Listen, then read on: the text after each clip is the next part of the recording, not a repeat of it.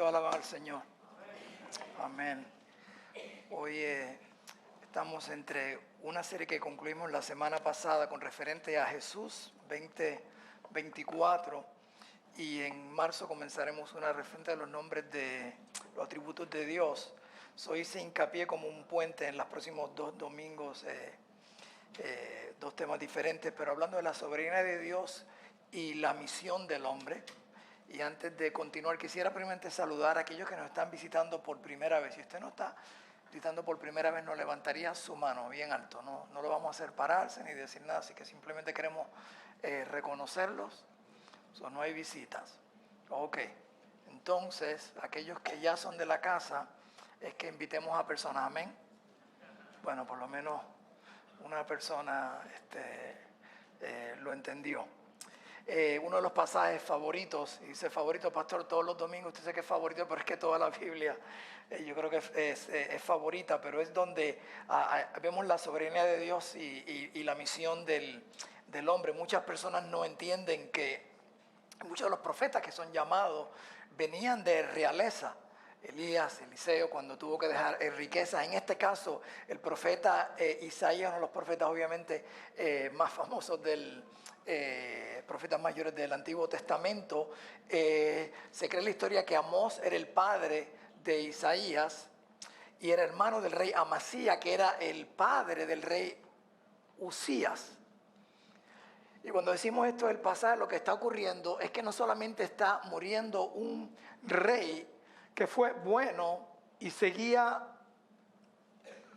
las leyes de Dios. Lo único negativo que se puede decir básicamente es que no tumbó todos los altares que había hecho el rey anterior. Aquí Isaías está pasando por 2 problemas. Primero, tiene un rey que está a su favor, un gobierno que está a su favor, que no está en contra de Dios, que lo apoya, pero también es un familiar, era familia de él. Entonces, en este famoso pasaje vemos 3 puntos bien claros que voy a estar hablando hoy. Vemos la soberanía de Dios, la santidad de Dios y el sometimiento del hombre. La mayoría de los profetas, llamados de Dios en el Antiguo Testamento, como Moisés recibió un llamado cuando vio el árbol ardiente, Jeremías oyó que el Señor le decía, cuando lo había escogido desde antes del vientre de su madre, Ezequiel, tuvo una visión increíble mientras estaba exiliado en Babilonia, la visión del templo, la comisión que le había dado. Y a Usías, lo vemos aquí ahora, le había dado una visión como rey, pero ahora vemos la visión a Isaías, el profeta. Probablemente entró en el templo buscando dirección de Dios por lo que estaba ocurriendo y tuvo esta visión de Dios. Igual como muchas veces nosotros cuando ocurren situaciones en nuestras vidas, ¿qué es lo que va a ocurrir con el gobierno, con lo que está ocurriendo, con las cosas legales? Y todas estas cosas siempre estaban buscando la dirección ¿de quién? De Dios. Y básicamente tuvo una visión. Usted y yo no necesitamos una visión como la de Moisés, ni la de Ezequías, ni la de ninguno de estos profetas, aún de Isaías. Primero porque ya tenemos ¿qué? Su palabra. Si tú quieres una visión de Dios, levántate todos los días bien temprano y empieza a buscar lo que en oración y estudia ¿qué? Su palabra. Ese tiempo que tú tienes ¿con quién? Con Dios. Si tú le dices, Señor, háblame, pues aquí Él te puede hablar ¿qué? Diariamente. Esta visión divina, ¿ok? Es una visión para aquellos que Dios ha llamado. Cuando estoy hablando de aquellos que Dios ha llamado, si tú has nacido de nuevo, si tú has sido circuncidado de corazón, si tú eres seguidor de Cristo, entonces puedes tener esta visión claramente, porque si no tienes una relación con Dios, nunca vas a ver esta visión, porque Dios no se va a reflejar en tu vida, a menos que estés tú buscándolo, dispuesto a entregarle que tu vida a Él, es lo que el Señor de tu vida. Por eso tiene una visión no solamente personal, sino una visión posicional, porque entiende cuál es su posición, que en Cristo, que hay ya una relación con Él. Dios le está enseñando, el reinado humano puede caer. Es lo que le está diciendo básicamente. Aquí su primo, rey, había ¿qué? Muerto, pero Dios le está enseñando la visión, que Él estaba en control. Nosotros no entendemos todos los términos, pero vemos al rey, cuando dice entonces que Él vio al rey, entonces que Él vio sus faldas, básicamente, que cubrían ¿qué? Todo el templo, refiriéndose que cuando un rey, realeza, significaba que mientras más grande, mientras más largo era que su manto cubría más que territorio. Territorio. En otras palabras, Dios le estaba dejando saber a Isaías que Él es soberano. ¿Qué? ¿Sobre qué? Sobre todo. Sobre todo. Por lo cual lo primero que podemos entender la soberanía de Dios es que todo es permitido. ¿Por qué? Por Dios. Pero que Dios está ¿qué? ¿En control de qué? De todo. En control de todo. Yo le doy gracias a Dios por el fin de semana pasado, el testimonio que Dios se manifestó, como uno ser humano se quiere que se manifieste. Que todo salió bien en el nacimiento de la nieta de mi esposa. ¿Okay? Que es nieta mía también. Okay. Todo salió bien, pero la pregunta es, ¿y si no hubiera salido bien, Dios sigue siendo qué? Dios. ¿Y Él sigue siendo qué? Soberano. ¿Y Él sigue teniendo qué? Un plan. Cuando entendemos la soberanía de Dios, tenemos que Él está en control de todo. Entonces, sí, la molestia más grande podría ser, porque permitiste esto. Si yo sé que tú puedes controlarlo todo. Es una molestia humana. El mismo rey David cuando oraba se lo decía a Dios, pero detrás de esa molestia entonces viene su respuesta y dice, yo tengo un plan y un camino que es más alto que el tuyo. Yo estoy ¿qué? En control de todo. Entonces no solamente Dios es soberano sobre toda la tierra. Estaba viendo uno de esos, no sé si no tengo TikTok ahí, pero cosas que a veces envían y le preguntan a alguien que por qué, si creía en Dios o no, y dice que Dios no existe supuestamente por las cosas que están ocurriendo en el mundo, pero obviamente el que la está entrevistando pues le hace otras varias preguntas acerca de la existencia de Dios. Entonces toma más fe creer que no hay un Dios, alguien que creó todo el universo, que creer que hay un Dios. Cuando decimos esto es para nosotros los cristianos, muchas veces nosotros actuamos, dudamos como si Dios realmente existiera. No lo digo porque, yo sé que Él existe, pero cuando ocurren situaciones en nuestras vidas y entonces actuamos como las personas que no creen ¿qué? En Dios. Nos empezamos a preocupar. Y sí, preocuparse es pecado. Muchas veces lo he dicho. Sí, preocuparse es pecado. Bueno, lo dice la Biblia, dice que no estemos ¿qué? Afanados. Entonces quiere decir, te está diciendo que no hagas algo, y si tú lo haces, quiere decir que estás desobedeciendo ¿a quién? A Dios. Ahora, déjeme explicarle. Dice, pero pastor, entonces, si yo me preocupo, ¿estoy pecando? Sí, si te quedas con esa ¿qué? Preocupación. Si la Biblia dice, airaos, pero no ¿qué? Pequéis. ¿Airarse es pecado? No. Es un sentimiento ¿qué? Natural y normal, que puede venir una ira sobre nosotros, pero entonces dice, no, ¿qué tú haces con esa ira? Va a definir entonces si vas a pecar o no. ¿Qué tú haces con ese afán? Porque cuando estás afanado y preocupado, básicamente, indirectamente, le estás diciendo a Dios, ¿yo qué? Yo no confío en ti. Yo no sé lo que va a ocurrir. Por eso en Hebreos 11:1, de una semana pasada, no sé si fue la semana pasada o el miércoles pasado, que hablamos acerca de fe en la esperanza de quien fue en la noche de parejas. Lo digo, aquellos que no vieron pues se lo perdieron, pero está bien, no quiero hacerlo sentir mal, pero él estaba hablando entonces de que fe es la certeza que de lo que se espera, de lo que no que se ve. Eso es fe, es tener la esperanza que lo que tú no has visto. Pero esa fe se hace realidad cuando entonces en Hebreos 11:6 entonces nos dice que Él es galardonador de ¿qué? De los que lo buscan porque confían en Él. Y básicamente en esta visión Él está diciendo, yo sigo ¿qué? En control. No está el rey, pero yo estoy ¿qué? En control. Lo que tienes que preocuparte es la próxima visión que Él tuvo. Y fue básicamente que se dio cuenta de ¿qué? De la santidad de ¿quién?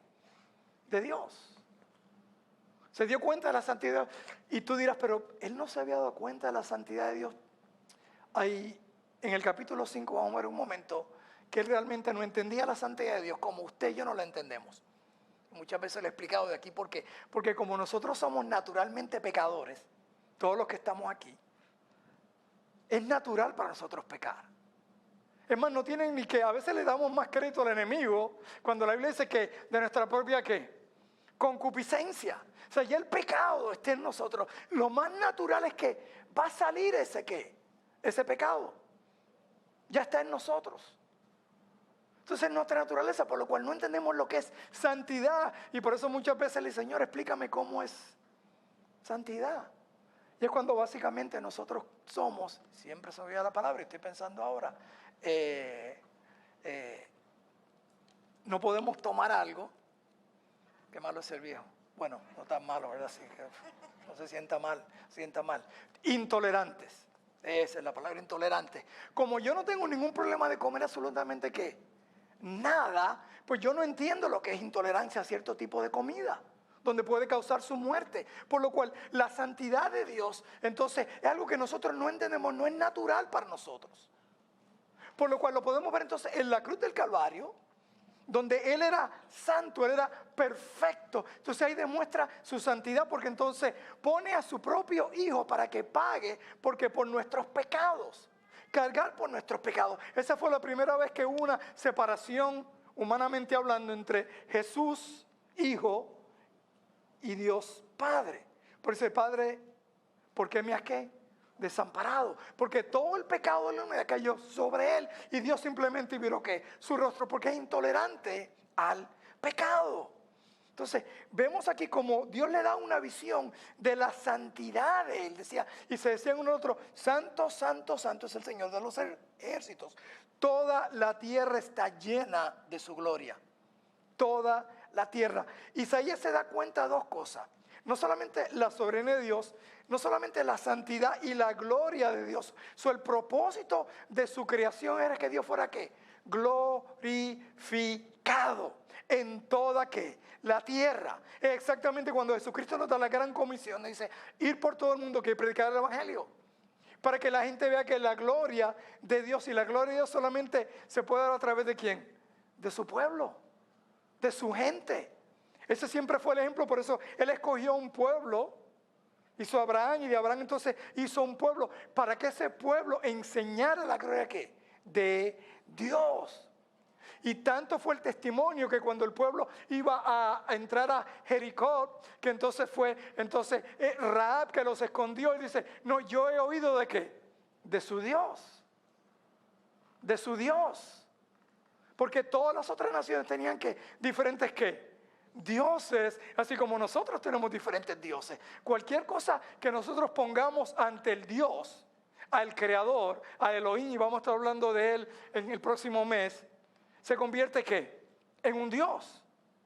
Cualquier cosa que pongamos ante Él se convierte en un Dios. Nuestra familia, nuestro trabajo, nuestros cónyuges. Cualquier situación, lo vimos la semana pasada, que habló bien fuerte al concluir el apóstol Pablo en el pasaje que escuchamos, aquellos enemigos de la cruz, que básicamente son aquellos que primeramente es ¿qué? Es su físico. Es su físico. Son las cosas de ¿qué? De este mundo. Entonces cuando Dios le enseña esta visión a él, que es la gran necesidad del mundo, que el mundo vea la gloria entonces de Dios. Entonces, no puedo glorificar a un Dios santo si no estoy entendiendo la santidad de Él y la santidad mía. Y cuando hablamos de la santidad nuestra, es porque somos ¿qué? Pecaminosos. Por eso note esto, cuando Él vio a Dios, no lo llegó a ver, Él simplemente vio detrás de las alas de los ángeles, porque a Dios es santo y no se puede ver. Por eso cuando Moisés le pidió ver a Dios, él le dijo, bueno, te voy a enseñar mi espalda. ¿Qué significa esto? Dios no es físico. Dios se hizo físico y se encarnó en Cristo Jesús, pero Él es espíritu. Por lo cual cuando Él usa la palabra espalda es para darnos algo simbólico, metafórico, de que simplemente pasó porque Moisés no podía ver que al Dios, porque Dios es que es santo y usted y yo somos ¿qué? Pecadores. Y hasta que nuestro cuerpo no sea glorificado, nunca podremos estar entre la presencia de ¿quién? De Dios. Por lo cual cuando Él vio básicamente lo que Él veía de la santidad de Dios detrás de los ángeles, mira lo que Él dice, ¿ay de qué? ¡Ay de mí! ¡Ay de mí! ¿Hombre de qué? De labios impuros. ¿Era porque estaba hablando un lenguaje obsceno? ¿Estaba mintiendo? No. Él era profeta de Dios. Lo que pasa es que se dio cuenta de la santidad, que la santidad de Dios, por eso el apóstol Pablo, mientras más crecía en las cosas de Dios, más decía, de los primeros pecadores soy ¿qué? Soy yo. Porque nuestro pecado no está basado en cómo el mundo ve nuestro pecado. Nuestro pecado está basado en la santidad de ¿quién? de Dios. Si mientras más te acercas a la luz, más te das cuenta de ¿qué? De los pecadores que nosotros ¿qué? Somos. Pregúntale a casi todo el mundo, como tú no eres tan pecador. He dicho muchas veces cuando era capellán en la cárcel, no eran tan criminales. No, en serio. Sí, porque lo primero es, bueno, yo no soy tan malo como aquel. Yo robé una vez, o yo hice esto una vez, o yo solamente maté una vez, pero fue en defensa propia. Aquel mató a 5. Siempre nos comparamos con alguien, y la santidad es compararnos con un Dios que santo. Entonces, como nuevamente cuando usted se va acercando a una luz, esa luz empieza a enseñarle que la sociedad, ya sea en nuestra camisa, ya sea en algo que estamos viendo que no se ve tan mal, pero entonces mientras ponemos más la luz nos damos cuenta que está ¿qué? Sucio. Eso es lo que es la santidad de Dios y eso es lo que Él se da cuenta. ¿Y por qué lo vemos aquí? Noten esto, en el capítulo 5, recuerden que era una carta completa, Isaías está predicándole. Y mira lo que dice Isaías en el versículo, en el 8, 11, 18, 20, 22, 21 y 22. Hay de aquellos que acaparan casa tras casa y se apropian del campo tras campo hasta que no dejan lugar para nadie y terminarán viviendo solos en la tierra. Hay de los que madrugan para ir tras bebidas embriagantes, que se quedan hasta muy tarde para encenderse con vino. Hay de los que arrastran iniquidad con cuerdas de mentira y el pecado con sogas de carreta. Hay de los que llaman a lo malo bueno y a lo bueno malo, que tienen las tinieblas por luz y la luz por tinieblas, que tienen lo amargo por dulce y lo dulce por amargo. Hay de los que se consideran sabios delante de los que se creen inteligentes. Hay de los valientes para beber vino, de los campeones que mezclan bebidas embriagantes. ¿Están viendo ahora el contexto? Hay de aquellos, y muchas veces nosotros como iglesia actuamos igual. Empezamos a hablar del mundo, ay de ustedes, ay de ustedes, ay de ustedes, pero no nos examinamos delante de un Dios ¿qué? Santo. Porque cuando nos comparamos con el mundo, nos comparamos con otros, nos creemos ¿qué? Más santo. Bueno, no soy tan pecador como aquel, pero básicamente Dios quiere enseñarnos básicamente nuestro pecado. Ayer no me acuerdo a qué hora en la mañana me levanté, estaba meditando en este pasaje, o me levantó el Señor porque yo no me levanto. Y trajo a mi mente algo donde yo había mentido. Y yo, pero eso fue hace años. Y no era una mentira blanca o negra, era una exageración. ¿Y exageración es qué? Es mentira. Porque si no es la verdad, si está exagerando, está haciendo algo más grande que lo que es. Y yo pues le dije, Señor, pero no pude haber esperado hasta las 6 de la mañana o algo así para levantarme. Pero es básicamente a veces que no nos damos cuenta realmente los pecadores que nosotros ¿qué?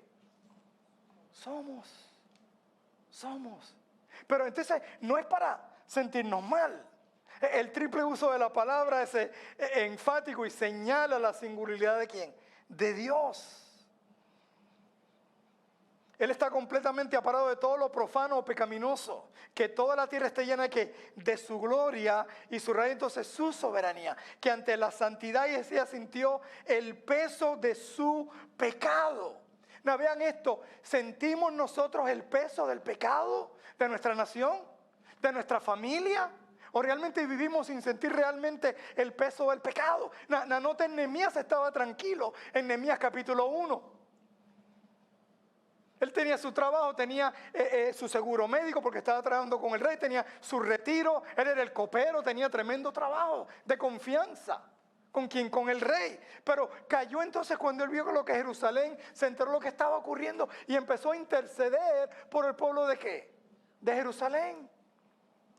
De igual manera vemos a Daniel en el capítulo 9 su oración. Entonces él es intermediario del pecado de su pueblo, el que de Daniel y José no se dice nada negativo de ellos. No estoy hablando de José, el padre de Jesús, tampoco se dijo nada negativo, pero estoy hablando de José en Génesis. Cómo empieza a interceder y a pedirle perdón por el pecado que del pueblo, aún sabiendo que él iba a estar 70 años en cautiverio, porque lo leyó en el libro ¿de qué? De Jeremías. Por más que él declarara y ayunara, iban a estar ¿qué? 70 años, pero él sigue intercediendo por el pecado ¿quién? Del pueblo, porque tú y yo nos hemos llamado a ser ¿qué? Somos sacerdotes, nación ¿qué? Santa, pueblo adquirido, pero ¿realmente te pesa el pecado de nuestra nación? ¿De nuestra familia?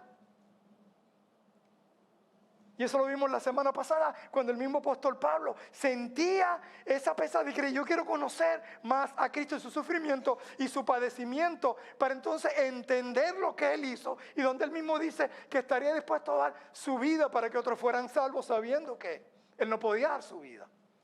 Pero sentía que el peso del Señor, el peso entonces de su pecado. Dios prepara a Isaías limpiando de los labios. El fuego purifica. Números 31, 22 y 23. Este carbón encendido se sacó del altar donde se ofrecían sacrificios para expiar el pecado. Y lo utilizó entonces para usarlo con quien, su profeta. Los ángeles sí tenían una visión clara, porque ellos entendían la santidad de Dios. Aún se cubrían de la gloria continuamente, volando y activos. Entonces aquí vemos el ángel serafín enviado a la tierra para tocar los labios de Isaías y purificarlo para llevar ¿qué? La palabra de Dios. Los ángeles son enviados desde el cielo y tú y yo somos enviados de la tierra. Él vino desde el cielo para entonces purificar nuestros labios, así como Cristo, Dios mismo, se hizo ser humano para entonces a esta tierra, para entonces a través de Él ser entonces ¿qué? Él vino a ser nuestro cordero para ser purificado, limpiado a través de Él, para hacer exactamente lo que los ángeles hacen en el cielo. ¿Lo hagamos dónde? Aquí en la tierra, y ese es el Padre nuestro, tú y yo. Entonces Dios lo prepara a Isaías, limpiando los labios, instrumento para entonces desempeñar su labor profética. Entonces él hace un simbolismo aquí, donde envía unos serafines a purificar que sus labios, para darnos básicamente el mismo mandato que Jesús nos dio antes de subir al cielo. Entonces Dios hace la misma pregunta a nosotros que le hizo a Isaías. Este pasaje también es especial para mí porque es el que Dios utilizó en Lake Yale cuando yo fui a un retiro de líderes, y Dios usó ese día al mensajero para hacerme entender que Dios me estaba llamando al ministerio. Cuando voy a la habitación, mi esposa, comparto esto con mi esposa, y mi esposa me dice: sí, ya yo lo sabía. Parece que Dios se lo había dicho a ella primero. Por eso es que Dios creó al hombre primero, darle un head start para cuando la mujer saliera, pues por lo menos estar a la línea. Hermanas, gracias, sus ofrendas son bien recibidas en nuestro nombre. Pero parece que Dios ya se lo había dicho ahí, entonces pues esa fue la respuesta. Entonces Dios nos hace a nosotros la misma pregunta que hoy día. Dice ahí: entonces oí la voz del Señor que decía: ¿a quién enviaré? ¿Quién irá por nosotros? Y respondí: aquí estoy, envíame a mí. Entonces llegó esta pregunta porque es una responsabilidad aceptada. Cuando un llamado cristiano no toma esta responsabilidad como la tomó Isaías, es que realmente no ha visto la gloria de Dios en su vida, en su persona, su poder, su propósito. Y la pregunta sería: ¿habrá otra respuesta? O sea, ¿habrá otra respuesta? Es como que alguien nos deje saber a nosotros, si está en uno de los pasajes del Viejo Testamento, y nos diga que hay un lugar donde podemos llenar todas nuestras necesidades, y nosotros nos quedamos completamente ¿qué? Callados. Callados. Cuando hemos visto su gloria, cuando Dios tuvo misericordia de nosotros, cuando le entregamos nuestra vida a Él, y ahora Él nos llama a nosotros mismos, nos limpia entonces, nos purifica a través de su Espíritu Santo, para entonces ser ¿qué? Mensajeros de Él. Y la misma pregunta que hice nosotros: ¿a quién enviaré? La pregunta, por eso, ¿estaríamos dispuestos a parar la voz del llamado divino de Dios? ¿Tendremos el corazón para tener otra respuesta? Es que yo no sé, más tarde. Pero es un llamado para todos nosotros. Este jueves pasado, pues, mi carro no se ha convertido, no se ha arrepentido, por lo cual su transmisión no es salva. Y por más que tú ores, pues está muerto, como alguien que está muerto espiritualmente no puede ¿qué? Responder. Y a pesar de que oré y le puse la mano, hacía como un muerto espiritual. Y no hizo más nada. Cuando vienen a recoger el carro, los jóvenes del tow truck me dicen, bueno, ¿tienes transportación para tu casa? Y yo me pregunto, porque yo me pensaba ver en el tow truck, porque tengo que ir a recoger otro carro. Y después entonces te puedo llevar. Y dije, no, ya yo tenía todo como el filósofo Chespirito calculado, y yo quería estar en mi casa, estaba cansado, tenía un montón de cosas que hacer. Y no personales, sino cosas supuestamente para Dios, conferencias que preparar el próximo fin de semana, etcétera, etcétera. Y yo, ¿qué, Señor? Lo que siempre ocurre, ok, entonces voy a estar sentado con dos jóvenes en el tow truck por una cantidad de tiempo. Entonces, como yo sé que mi vida y lo que ocurre en mi vida no es casualidad, entonces, Señor, entonces lo que tú quieres es que yo comparta el Evangelio con estos dos jóvenes. Uno era, no sé qué llama, Cuban American, llegó aquí a los 5 años de edad, pero todavía hablaba inglés, pero también hablaba cubano. Okay. El otro era New Yorker, okay. Hablaba inglés, pero también hablaba, oye nene, puertorriqueño. Y mientras estoy obviamente hablando con ellos, pues le digo, bueno, por lo menos ahora puedes decir, no sabía, que esta semana fuiste a la iglesia, porque el carro se me quedó en la iglesia. Okay. Y empecé una conversación con ellos. Entonces, después cuando llegamos al lugar donde íbamos a recoger el otro carro, pues entonces cuando nos montamos de nuevo, yo espero que esa conversación siguiera, pero no, me puso a Bad Bunny. Okay. Y yo nunca he escuchado a Bad Bunny. Y no puedo obviamente repetir lo que la canción decía. Y si usted está haciendo así, el Señor lo reprenda. Porque dice que usted la ha escuchado. Y obviamente me di cuenta de lo que decían los artistas. Que no hay ningún talento. Me perdonen con excuse me, pero... Y decir varias frases y lo comparan con Michael Jackson. Eso no es ni comparar con LeBron con Michael Jordan. Sorry, Alba. Pero entonces, obviamente lo sentí como quizás una falta de respeto, ¿verdad? Porque ya sabían que era pastor y después salió el otro. ¿Cómo se llama el puertorriqueño famoso? José, no te hagas, que yo sé que tú sabes quién es él. No es Daddy Yankee. Ese ya supuestamente se convirtió, creo que es Daddy New York Mets ahora. Ozuna. Porque lo menciona en su ahora. Sí, verdad. Sí. Es increíble las letras que nuestros jóvenes escuchan, porque es básicamente, y dan trofeos por esto todos los años de la música, y básicamente es como si dieran trofeos de pornografía cantada, porque that's exactly what it is. Pero es donde estamos, y yo que Señor, pues, aquí me tienes, ¿qué va a hacer? Nada. Yo no sé si después, obviamente, cuando ya bajamos y yo me dirijo al joven nuevamente y él me dice que tiene mi número y que estaría interesado en venir a la iglesia. ¿Ok? Yo tengo su número. Yo voy a estar llamándolo. Yo no sé, nuevamente no creo en casualidades, pero podemos orar por él. Ahora el nombre se me va, pero oré especialmente por el joven, porque él se veía como, yo decía, pero ¿cómo va a estar interesado? Porque viene y me pone su música. No sé si era que quería porque el otro cliente también se montó en el carro, el otro cliente a lo mejor era americano, no sé si no quería que eso se convirtiera en un servicio y tenía miedo de yo recoger ofrenda o algo por el estilo. El punto es que la misericordia de Dios, Él me hace a mí perder 3 horas de mi día, del ocupado que yo estaba, porque la semana que viene tengo que ir a Dallas a dar una conferencia de misiones. Y yo me hago esta pregunta: si yo me hubiera quedado molesto, con Dios o la situación y Él no sabe lo ocupado que yo estoy y me tengo que preparar entonces para llevarle a yo no sé cuántos pastores y líderes un mensaje acerca de misiones y yo no esté conectado con el que tiene el corazón para misiones.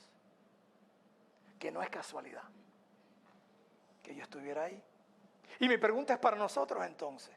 ¿Tú realmente crees que esa enfermedad, esa situación, ese programa legal, ese problema con el gobierno en tu apartamento, al amor, son casualidades, son tiempos de oportunidad para que tú compartas de Cristo con otras personas? Para que ellos vean la gloria de Dios, porque Dios realmente se manifiesta su gloria, es cuando las cosas no están bien, no están funcionando bien. Como el carro no es mío, el carro es de Dios, pues entonces el problema de Dios Él tiene que arreglarlo. Sí, porque yo se lo entregué a Él, pero el carro es de Él y para el uso de Él, es la prioridad. Y eso es lo que a veces tenemos que entender, es una responsabilidad aceptada. Aquí dice, aquí estoy, Señor, úsame a mí, envíame a mí, porque es que no hay otro camino. Y es una redención necesitada porque no hay otro plan. Usted y yo somos sus sacerdotes donde Él te ha puesto. La pregunta decimos, heme aquí, no simplemente levantando la mano y diciéndolo con la boca, sino simplemente la disposición que en nuestro corazón. Y el mismo Dios, mira lo que le dice a Isaías después que lo llama. No sé si él estaba esperando que Isaías respondiera positivamente, pero mira lo que le dice. Le deja saber Isaías, mira, ellos van a oír, pero no escuchar, ni entender. By the way, en el 10 le dice, el corazón, sus oídos y sus ojos se van a ¿qué? A cegar y endurecer. Pero al final, recuerda que solo por el oír un corazón que entiende es que se podrá entonces convertir y ser ¿qué? Sanado. Entonces nosotros, una de las razones por la cual muchas veces no compartimos el evangelio, ay pastor, pero que esa persona usted no sabe cómo es. Es que no quieren escuchar. Pero el mandato sigue siendo ¿qué? El mismo, porque es nuestra responsabilidad convertir a nadie. Eso lo hace quien Dios. El mismo Romanos cuando dice, ahora bien, ¿cómo invocarán a quien no han creído? ¿Y cómo creerán a aquel quien no han oído? ¿Y cómo irán si no hay quien predique? ¿Y cómo predicarán sin ser enviados? Así está escrito. Qué hermosos son los pies de los que anuncian las buenas noticias. Pero mira lo que dice el próximo versículo.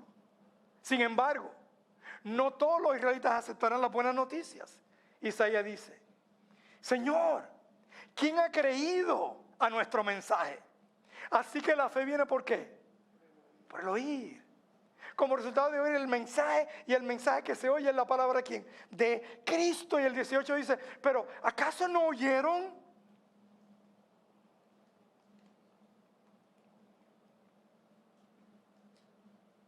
Nuestro trabajo, nuestra responsabilidad, como digo y repito, es simplemente llevar ¿qué?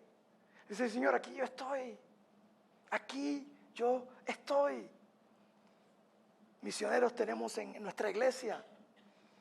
Tenemos una jovencita americana que no sé cuántos idiomas habla y otros dialectos, que simplemente se pasa su vida entera traduciendo la Biblia básicamente para llegar a lugares en México, en Guatemala, en otros lugares que solamente hay ciertos ¿qué? Dialectos, para que escuchen el evangelio en su propio ¿qué? Idioma. Y mientras ella estaba una vez hablando en un desayuno, creo que fue de misiones, en la semana de misiones, algo que me impactó. Ella puede decir, no, pero es que, ¿por qué no le enseñamos a ellos? Sería más fácil que aprendieran ellos ¿qué? Un idioma. Y de la forma que yo lo explico, hay algo en el idioma de ¿qué? De la persona. Hay algo en el idioma de la persona que la persona entonces puede ver ¿qué? A Cristo. Hay idiomas donde la palabra perdón no existe. Entonces, ¿cómo van a entender si no hacen una traducción para explicarle lo que es qué? Perdón. Yo sé que muchos me están mirando, pastor, y perdón existe, pero está bien, no hay problema. Hello. Bueno, tan serio, quiere decir que tiene que perdonar. Entonces llegar al corazón cuando digo, ¿por qué hacen esto? Porque tienen el peso de la gloria de quien, de Dios. Entonces nosotros vivimos en nuestro diario muchas veces más concentrados en lo que está ocurriendo en el mundo que en la gloria y santidad de Dios. Que en que Él se glorifique en nuestra vida. Dice, yo no sé lo que va a pasar hoy día con mi carro, con mi salud, con mi vida, con mi familia, pero estoy aquí para ¿qué? Glorificarte ¿qué? A ti, para que el mundo vea tu gloria ¿qué? En mí, en nosotros. Isaías fue un profeta con un mensaje de juicio. Pero cuando lo hizo no fue que fue a darle patadas al púlpito o puños al púlpito, simplemente a decir la verdad. La autoridad de Dios definía que la única cura para el pecado de Israel era el castigo. Pero el castigo no era para castigarlo, era para disciplinarlos, para que se acercaran ¿qué? A Él. Desde el principio Isaías ya sabía que su mensaje no iba a ser ¿qué? Bien recibido. Hay misioneros aprendiendo otros idiomas que van a otros países donde ellos saben que su mensaje no simplemente no va a ser bien recibido, sino que su vida está ¿qué? En peligro. Y yo digo, ¿por qué? Porque han visto la gloria de ¿qué? De Dios. Si tú y yo hablamos un idioma, no es casualidad que alguien de tu país se te pare al lado un día o se siente al lado un día alguien que hay una línea. Es increíble. Ayer estaba comprándole algo a mi hijo y cuando estoy pasando, a mí me gusta comer de gratis, o cada vez que hay un lugar que están regalando, ahí me meto ahí. En Sam's, en Costco, a las 3 de la tarde los viernes. Me ahorra por lo menos un almuerzo, un aperitivo. Y estaba ayer pasando y había un lugar que vendía mantecado, helado, y no sé cómo se dice en su país, ice cream aquí en los Estados Unidos. Hice creme. Y paso y había todos los empleados parecían de un país, de la India. Y la muchacha me hace una oferta de ice cream y yo pues lo tomo. Y le pregunto, ¿te puedo hacer una pregunta? ¿De dónde? Tú eres, me dice, de la India. Y le pregunto, ¿de qué ciudad? No puedo decir de qué ciudad es, porque mi hijo me dijo que no era la ciudad. Y era de la misma ciudad que está mi hijo como misionero. Y de momento le pregunto en mi euforia, a veces mi esposa me regaña. Dice, ¿puedo tomar una foto contigo para enviársela? Y después no está bien, perdóname. Por eso, porque hoy en día, uno tiene que ser cuidadoso. Ellos tienen que ser cuidadosos, yo no tengo que ser cuidadoso porque mi vida está en las manos de Dios anyway. Pero entonces, no está bien, gracias, qué bien. Y llamo a mi hijo inmediatamente, pero él no cogió su teléfono. Dios escucha más cuando yo lo llamo a él que a mi hijo propio, pero está bien. Pero en el sentido digo, estas personas están viniendo acá, ¿por qué no te quedas acá? Están aprendiendo el idioma de acá, porque hay algo diferente cuando uno va donde Dios ¿qué? Lo ha enviado, porque heme aquí, Señor, envíame a mí. ¿Dónde tú quieres que enviarme? Yo le tenía miedo siempre a ese llamado, y la razón por la cual es porque yo siempre pensaba en las junglas de África. No, eso fue lo primero que me vino a la mente. Nunca pensaba en las playas de Hawái, una iglesia bautista allí sería muy buena. Pero cuando en mi experimentar y mi experiencia con Dios, en mi relación con Dios, tú empiezas a ver y a conocer el corazón de Dios. Tú dices, Señor, donde tú quieras, porque Él va a preparar tu corazón para ir donde Él quiere enviarte, para hacer lo que Él quiere que hacer. Por eso, cuando Él llamó a Pedro, aún después que lo había traicionado, por eso 3 veces lo negó, 3 veces le preguntó, Pedro, tú me amas, tú agápeme. Porque entonces va a haber un día, él está hablando de la venida del Espíritu Santo, donde tú vas a hacer cosas que tú no quieres hacer. Y tú vas a ir a lugares que tú no querías ir. Pero entonces ahí es donde se glorifica a Dios. Porque Señor, heme aquí, envíame a mí. Porque yo sé que donde tú me envíes, tú vas a preparar mi corazón. Tú te vas a encargar, ¿qué? De todo. Entonces es cuando vemos entonces que Él es soberano. Cuando hablamos de su santidad, y yo creo que el peor pecado de la iglesia hoy día no es necesariamente un pecado de comisión, sino un pecado de omisión. Omisión. Porque a veces dejamos entrar cosas en nuestras vidas que realmente no son malas, pero tampoco son buenas. Yo sé que las computadoras han progresado al punto de que ya tiene estas computadoras que es bien difícil que le entre un virus, pero no es imposible. Antes tú tenías que poner algo externo para que él recibiera un virus la computadora. Ahora mismo básicamente te puede enviar algo interno que si tú entras y puede causar un virus y dañarte el programa. Y contaminar. Y a veces las riquezas de este mundo y la paz de este mundo y las cosas de este mundo empiezan a contaminarnos a nosotros. Donde no estamos dispuestos a decir, heme aquí, Señor, envíame a mí, úsame a mí.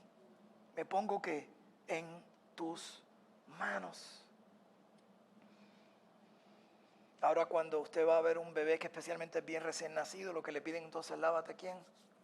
Las manos, lávatelas bien, para que no le pegues algún virus o algo, porque no está listo para recibirlo, microbios. ¿Qué eventualmente es aquello? Cuando él dice en el Salmo 24, 3 y 4, ¿quién subirá al monte de Jehová? ¿Y quién entrará en su lugar santo? Si tú le entregaste tu vida a Cristo, tú tienes acceso a ese lugar. Pero también en el Viejo Testamento, los únicos que podían entrar entonces, decía, el limpio de manos y puro de corazón. El que no ha elevado su alma a cosas vanas. Anoten eso. Ahí no dice el que no ha elevado su alma a cosas malas, sino a cosas que vanas, a cosas vacías, a cosas secundarias. Dice, ni jurado con engaño. Entonces, él recibirá bendición de Jehová y justicia del juicio de salvación. Está hablando de dos tipos de pecado. El limpio de qué? De manos, está hablando de algo externo. Y el de corazón puro está hablando de algo que interno. Pero recuerde, así como hoy en día nos limpiamos las manos porque para que no entre nada externo y nos afecte ¿qué? Internamente. Entonces no podemos llevar la gloria de Dios si no diariamente estamos buscando la santidad de Dios. Pero entonces tenemos que descansar ¿qué? En su soberanía, que Él está en control. Entonces cuando entendamos realmente su soberanía y podemos descansar Dios, todo lo que le pasa a tus hijos es con un propósito específico. Y la razón que tú me has dejado aquí en la tierra después de salvarnos es para que tu gloria se manifieste en mi vida. Quita cualquier cosa que tu gloria no se manifieste en mi vida. Y aquí estoy yo, Señor. Heme aquí. Úsame a mí. Envíame a mí. Haz conmigo lo que tú tienes que hacer. Y si no estamos dispuestos a hacer esa oración como hizo Isaías, entonces la pregunta es, ¿realmente hemos visto su gloria? ¿Realmente entendemos su soberanía? Padre, gracias por tu palabra. Padre, gracias por aquel dicho que dice que no hay hombres grandes de Dios, que hay hombres con un Dios grande. Y tú sigues levantando a Elías, tú sigues levantando a Daniel, tú sigues levantando a Ruth, tú sigues levantando a Esther, porque tú eres el mismo Dios de ayer. Ayúdanos entonces a ver tu gloria, a verte a ti día a día y buscarte de frente y simplemente cantar alabanzas a ti, pero no simplemente de boca, sino limpia nuestros corazones, Señor. Ayúdanos entonces a vivir para ti, a glorificarte a ti, Señor, para cumplir tu propósito. Ayúdanos a ver el pecado de las otras personas, pero para orar por ellos, para hablarle de tu amor, de tu sacrificio en la cruz del Calvario, Padre, como un día alguien nos habló a nosotros. Ten misericordia de nosotros, Señor. Y podamos decir, heme aquí, Señor, envíame a mí.